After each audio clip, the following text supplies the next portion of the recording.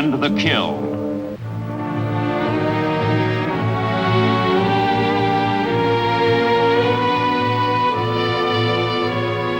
The U-boat will decide the outcome of the war. This is what Hitler is telling the Germans as his underwater sailors harvest victory after victory in the Battle of the Atlantic.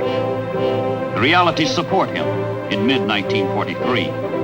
The massacre by German submarines is costing the American republics and the British Empire millions of dollars. Thousands of Allied sailors are dead. And for this, Hitler honors his naval high command.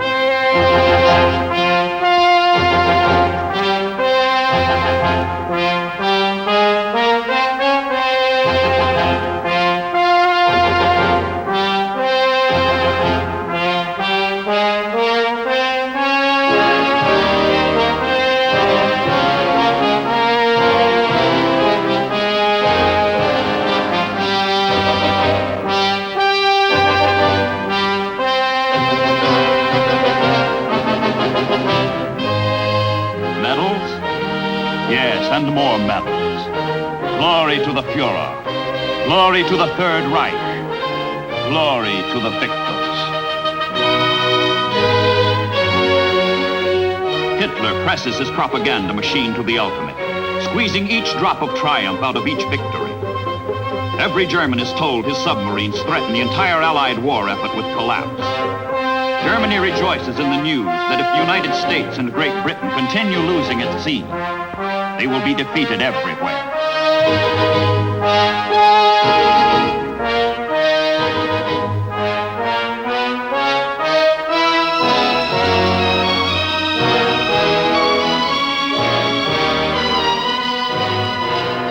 Hitler, whose pride has been his army, is now convinced that submarines deserve top priority in his war economy. Newer and deadlier U-boats are put into mass production. Factories throughout Germany and occupied Europe fabricate parts that are rushed to shipyards for final assembly.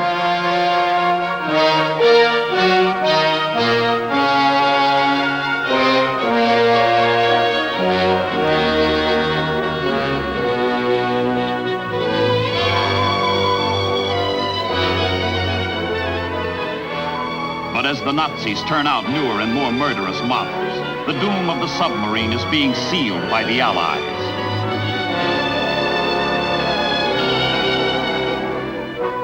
To counteract enemy submarines, a ring of strategic air bases has been forged. One by one, key areas are developed from which planes can cover most of the Atlantic with an umbrella of aircraft. Step by step, the sea becomes as deadly for the Germans as they have made it for the Allies. Arc by arc, in 600-mile sweeps, planes encompass the North Atlantic. Sector by sector, aircraft, one of the most potent of anti-submarine weapons, spreads its protection over ocean routes and coastal lanes. Base by base, planes reach out, curtailing the range and speed of the U-boats by keeping them submerged.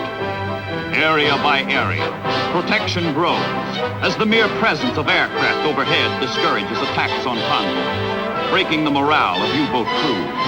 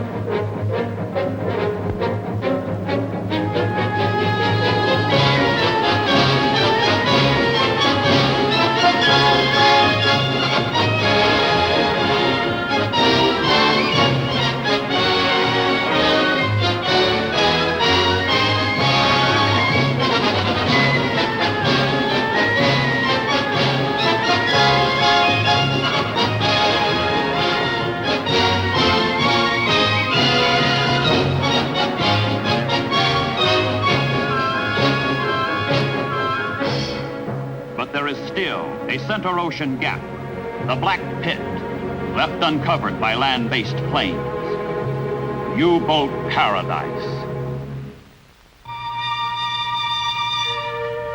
Allied bombs are not only over the Atlantic, but from English bases they're being flown over Germany, where they are dumped by the millions, despite Goering's promise to the contrary. Bombs on factories where U-boat parts are made. Bombs on railways that bring the parts together. Bombs on pens where the submarines hide. U-boats are being destroyed before they can stalk the sea.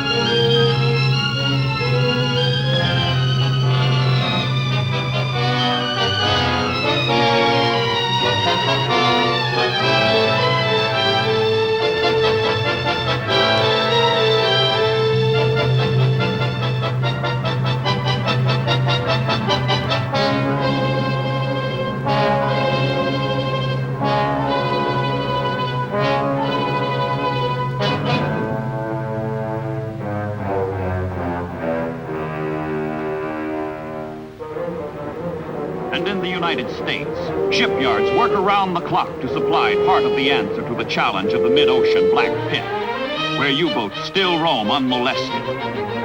Critical materials and supplies are diverted to the construction of a new class of ship in the United States Navy, officially designated the CVE. Their crews will call them jeep carriers or baby flat tops. But jeep carriers alone are not enough. The Navy begins training pilot candidates with special aptitudes and building the planes for those who pass the rigid test. All three elements of the plan: building the ships, training the men, turning out the planes, progress simultaneously in an all-out effort aimed at killing enemy submarines.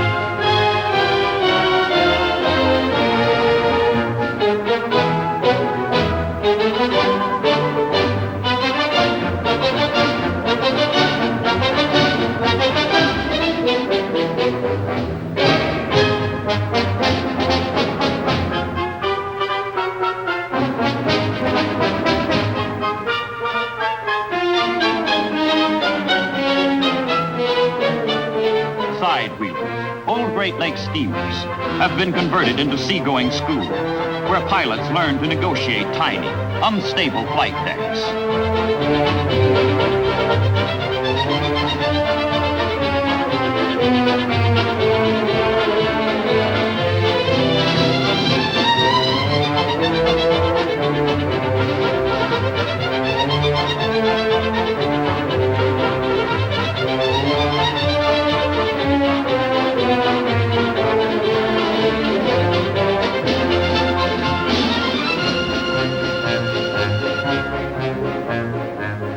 Flat tops, small but tough.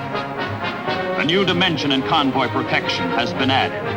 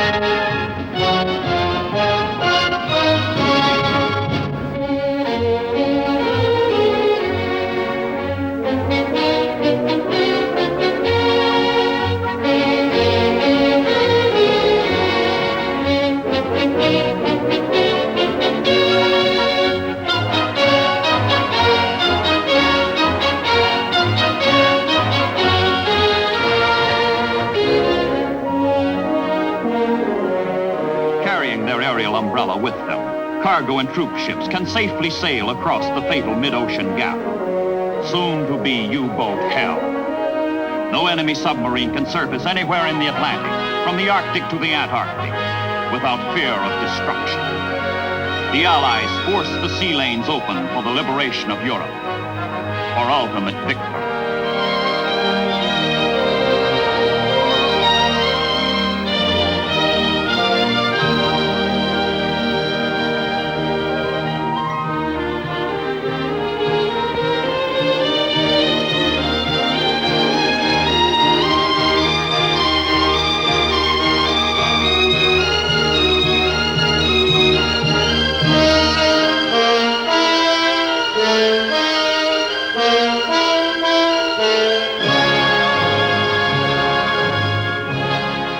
U-boats are being run down on 100 ocean fronts, another campaign is being waged against them ashore.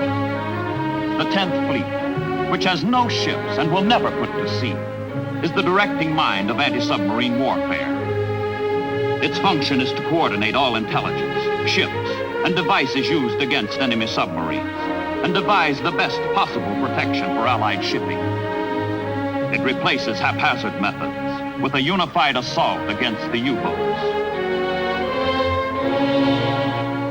Ships designed to kill U-boats. The destroyer escorts are the final, basic component needed to annihilate the Germans operating under the Atlantic.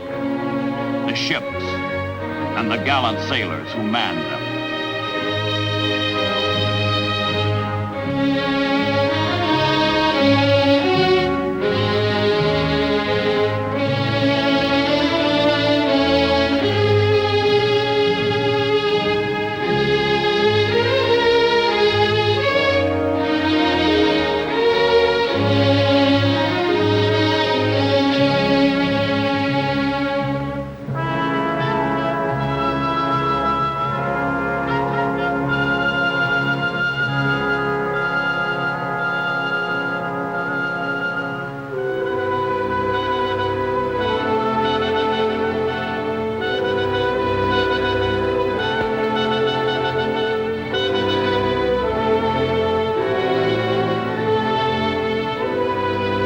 Many a U-boat's death is plotted in research centers, where extraordinary instruments are invented and perfected to aid in detection, pursuit, and the fight.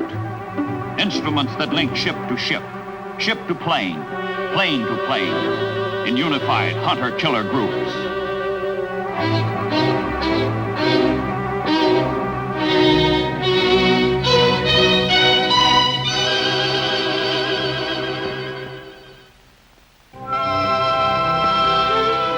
The Jeep carrier, Guadalcanal, has one of the most exciting tales to tell of the Allied victory in the Battle of the Atlantic. On June the 4th, 1944, 2 days before the Normandy invasion, the Guadalcanal, with escorts, is cruising off the Azores in search of prowling submarines. She already has 4 kills to her credit and is looking for more, but this time with an added flourish. She has her heart set not on sinking another submarine, but on capturing one. All hands in the task group are looking for trouble.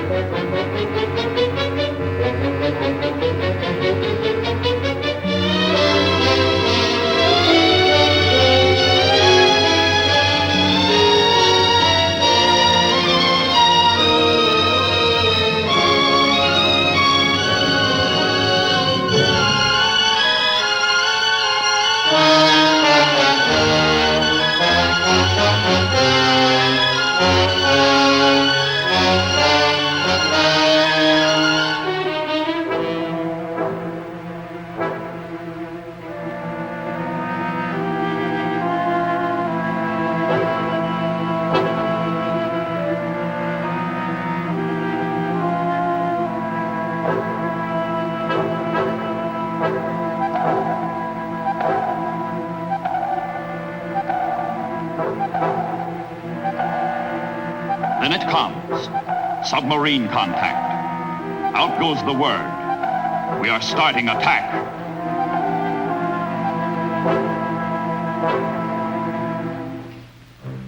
Inside the unsuspecting submarine, everything is relaxed and routine. It is Sunday and the Germans are taking it easy. But there is a surprise in store for them.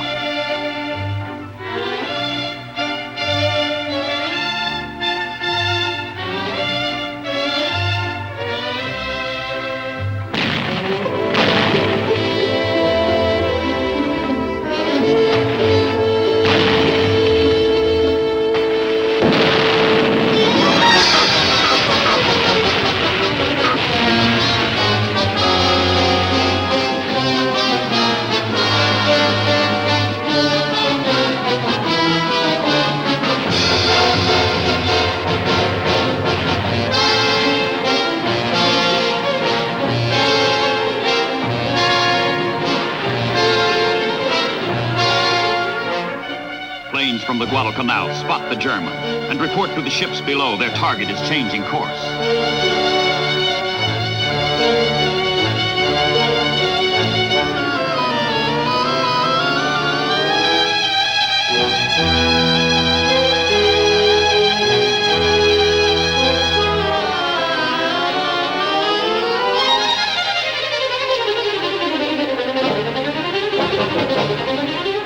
One of the planes swoops down to mark the U-boat's location with machine gun fire.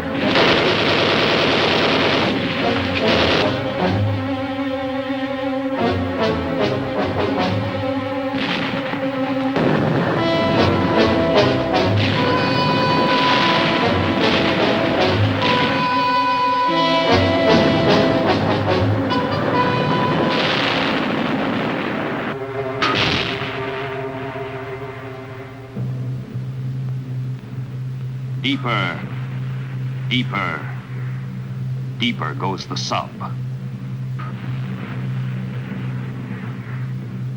Cut the engines. Silence. But there is no escape.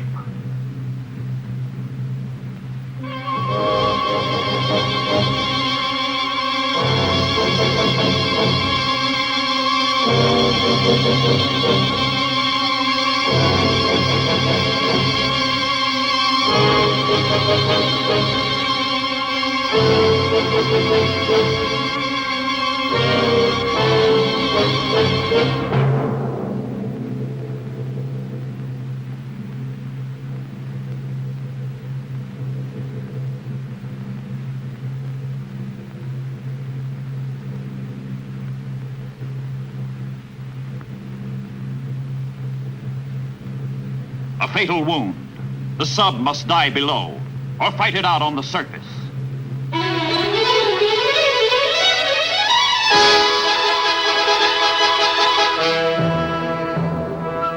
She's coming up.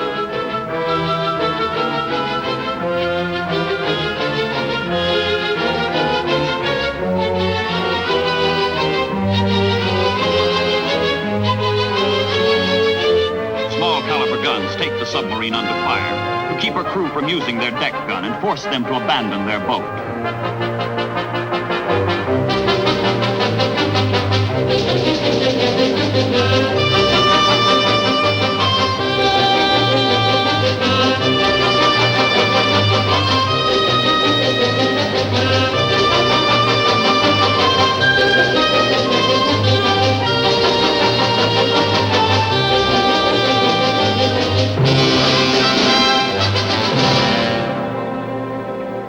The ancient order rings out. Away all boarding parties.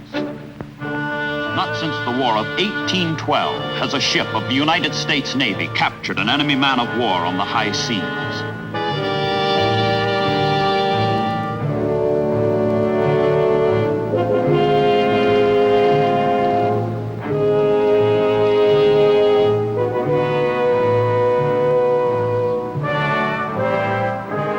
German sailors are taken prisoner, including the captain of U-505. Only one has been killed.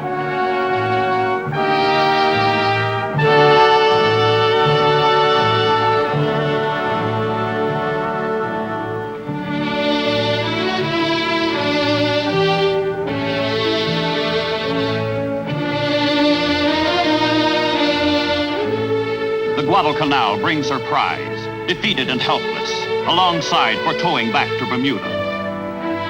And with the U-505 vanishes the German dream for conquest of the Atlantic.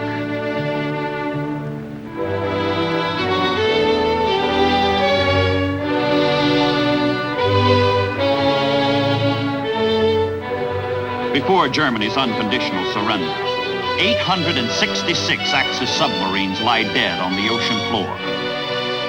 Victory in the Battle of the Atlantic is the result of teamwork between the Allies and integration of all weapons.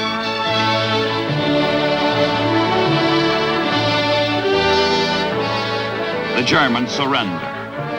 The Battle of the Atlantic is won. The desperate, vicious struggle is over. To Allied airmen and sailors who have restored freedom to the seas, all honor for making victory possible in World War II.